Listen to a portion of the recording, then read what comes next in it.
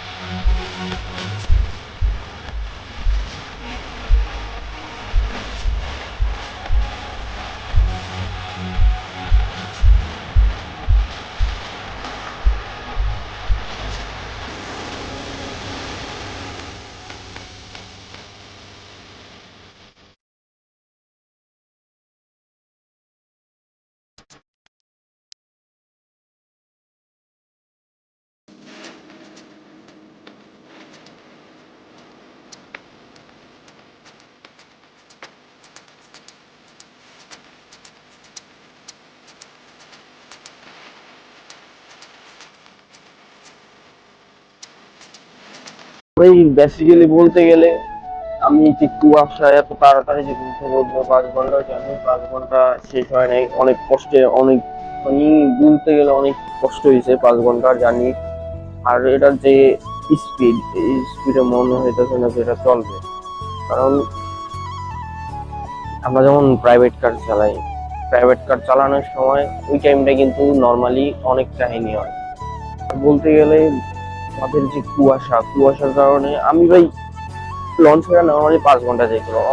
সেটা 5 ঘন্টা যাওয়ার কারণ হলো যে আমরা যে মাইক্রোবাস চালাই, মাইক্রোবাস যেমন এর 1-2 হয় ওদেরকে এরকম সেম দেওয়া হয়, কিন্তু ওরা ততটা চালায় না। ইলিগাল চালায় না, কারণ এখানে এখন যে কুয়াশার কারণে যদি ওরা স্পিডে টানে, কারণ যে 8 ঘন্টার জার্নি ওরা 5 ঘন্টা শেষ করে ফেলে। কুয়াশার কারণে যদি ওরা যে স্পিডে টানে ওই স্পিডটা কিন্তু ওদেরকে মানাবে না, তাই ওরা স্পিডে টানতেছে না। কারণ যে কোনো বা একটি দুর্ঘটনা সারা জীবনের গান না, তো ওরাও স্লো করে চলেছে। আমি ওদেরকে রেসপেক্ট জানাই। আর আপনারা আশেপাশে দেখেন কি কুয়াশার অভাব নেই।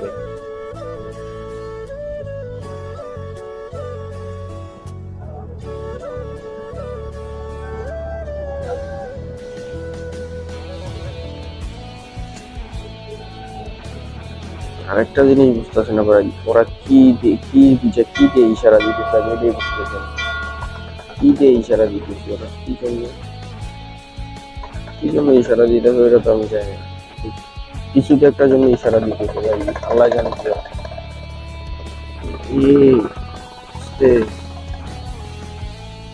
ভাই বি উইথ মি এন্ড সবাই সাথেই থাকেন, ফুল ভিডিওটা দেখেন, কারণ অনেক এনজয় হবে, ফান করতেছি, অনেক এনজয় হবে, অবশ্যই এনজয় হবে, কারণ লঞ্চের ভিতরে কি আছে না আছে আপনাদেরকে আমি দেখাবো।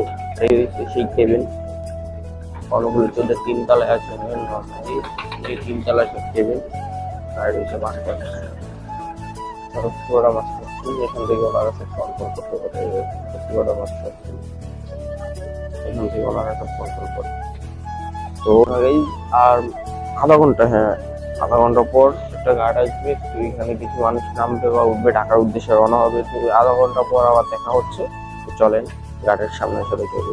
প্রায় আধা ঘন্টা হয়ে গেছে, নর্মালি আধা ঘন্টা হয়ে গেছে, আর বেশি হয়ে গেছে, কিন্তু আমার গাড়ির তো এখনো দেখতে পাচ্ছি না, গাড়ির কি দেখতে পাচ্ছেন দেখেন ভাই, ওরা যে লঞ্চ চালাবে কুয়াশার কারণে উঠে গাড়ির মাথা দেখা যাইতেছে, এত পরিমাণ স্লো লঞ্চ চালাইতেছে, কিন্তু আজকে কুয়াশা ভাই তো দুর্ঘটনা 60 জনের কারণে, এটাই কথা। তবে আসার সময় আমি সবকিছু জানলেও লেগেছি কিরকম, এখান থেকে 1 তলা থেকে 2 তলা, 2 তলা থেকে 3 তলা, মানে লঞ্চ গুলো অন্যরকম। আগের লঞ্চ গুলো যেমন সিরিয়াল বাই সিরিয়াল ছিল, এটা একটু আলাদা ছিল নর্মাল, কারণ আমি বলছি আগেই, আমি ফার্স্ট টাইম লঞ্চ এটা জার্নি করতেছি। অনেক ওগুলো করা শেষ, 3 4 5 3 বাদে 4 5 6 7, তারপরে 10 11 9, তারপরে ক্রিস্টাল ব্লু, মানে মেবি গোয়াতে যে কটা লঞ্চ হচ্ছে তারপর অনেক কাছ থেকে শুনছে এটা নাকি ভালো সার্ভিস দেয়, তো ভালো সার্ভিসের কারণে আর কি আসছে। কিন্তু ভাই গার্ড কিন্তু নর্মালি হালকা পাতলা দেখা যায়, তো এইখানে গার্ড করার পরে আমরা চলে যাবো ঢাকার উদ্দেশ্যে। তো সবাই মানে ভাই নতুন তো, এক্সপিরিয়েন্সটা নতুন, তো ভিডিওটা কেমন লাগতেছে জানি না, তারপরে যদি ভালো লাগে অবশ্যই একটা লাইক করে দেবেন ভাই। আইসা বলছি হর্ন বাজে দিছে, গাছটার কাছ থেকে যাত্রা হওয়ার পর আরেকটা গাছ করবে, এটা হচ্ছে আপনার কালীগঞ্জ, বরিশাল, কুলানিয়া, কালীগঞ্জ, পাতারহাটের এরকম গাছগুলো, এটা হচ্ছে মেহেন্দিগঞ্জ, কালীগঞ্জ, বরিশালের সবকিছু দেখতে করতেছেন। এই যে গাছের ফাইনাল আমরা পৌঁছে গেছি কুলানিয়া, কালীগঞ্জ, মেহেন্দিগঞ্জের লঞ্চ ঘাট, এটা বরিশাল 5 আসন, 5 আসনের লঞ্চ ঘাট তো দেখেন।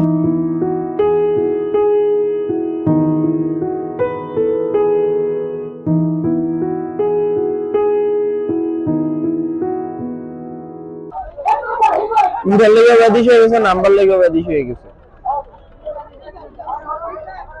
সব ব্যাধিস হয়ে গেছে। হ্যাঁ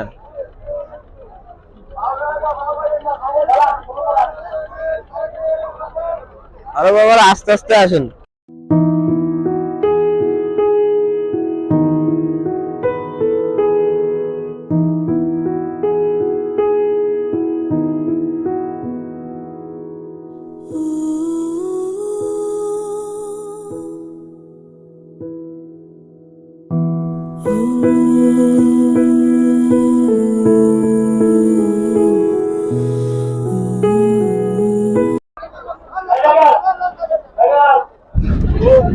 আরে এইবার আমি না ভয় লাগাছি আল্লাহ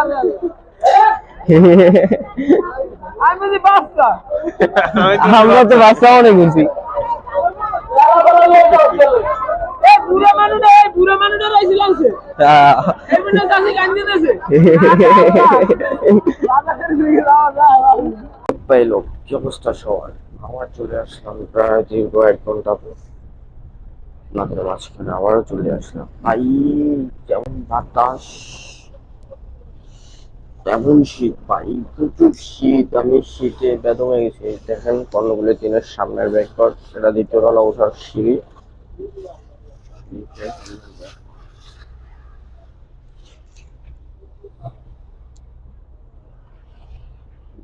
তোমার ভাই বৃষ্টি পড়তেছে প্রচুর, বৃষ্টি তো পড়ে না, শীত নামে প্রচুর বৃষ্টি পড়তেছে, আমার ক্যামেরা নিচে গেল কি অবস্থা। 1 ঘন্টা পর চলে আসলাম ভাই, বলতে গেলে আপনার ভাই রাত্রে 1টায় ঘুমাইছে, তাই একটু বেশি হয়ে গেছে, অনেক ঘুমাইছি ভাই, ব্যাপক ঘুমাইছি, তো এরপর তো দূরে সম্ভব ঘুমান পাইনি। আর এখন আমার লোকজন হচ্ছে চাঁদপুরের কাছাকাছি এসে বলছি, চাঁদপুর যে কারণে আমরা ইয়ে করতে পারি নাই, বাইরে প্রচুর বৃষ্টি পড়তেছে ভাই, আমার গ্লাস টালাস সব বেঁচে গেছে, ক্যামেরার সবকিছু ভিজে গেছে। তারপর দেখেন এদিক দিয়ে রয়েছে ব্যাক পার্ট লঞ্চের, অসাধারণ, পানির স্পিডটা দেখেন কি সুন্দর গতিতে চলতেছে। এদিক দিয়ে দেখেন পিছনে যে, চলেন পিছনে যে আপনাদেরকে একটু দেখে আসি। তো চলেন একটু পিছনে যাই।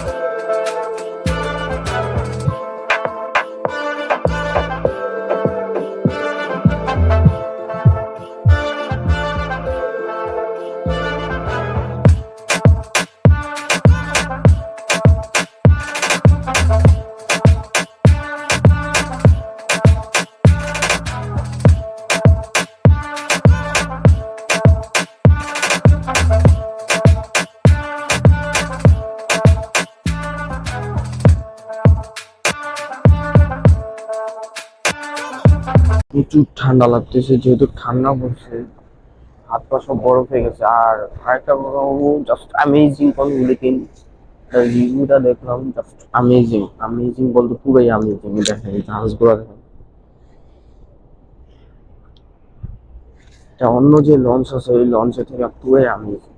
কারণ অন্যগুলো লঞ্চে আমি চড়ছি, আমি বুঝতে পারতেছি অন্য লঞ্চগুলো কিরকম, কিন্তু এটা জাস্ট অ্যামেজিং। যাক, যাই হোক ভাই, প্রচুর ঠান্ডা লাগতেছে, তো আপনার ভাই এখন কফি খাবে। তো আপনার ভাই সাথে থাকেন, আর যদি আপনারা খান তাহলে কমেন্টে বলে দিন, আপনারা দেখি কমেন্টে পাঠিয়ে দিতে পারেন এটা কফি। দেখি কফি খাবো চল। তো ব্রাদাররা চলেন কফি শপে যে কফি খেয়ে আসি। এভাবেই থাকবো, কেউ বলতে পারবো না, ক্যামেরা কিন্তু এভাবেই থাকবে।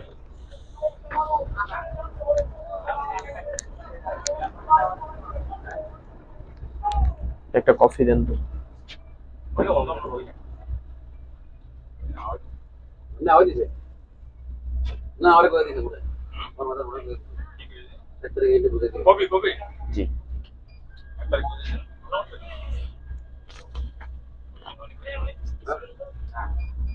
আবার আমার এই কথা বুঝতে যে আমরা কোনো ইন্টারভিউ আছে কিনা আমরা কিছু করতে পারি কিনা আমার এই কথা বুঝতে আমার দিকে মনে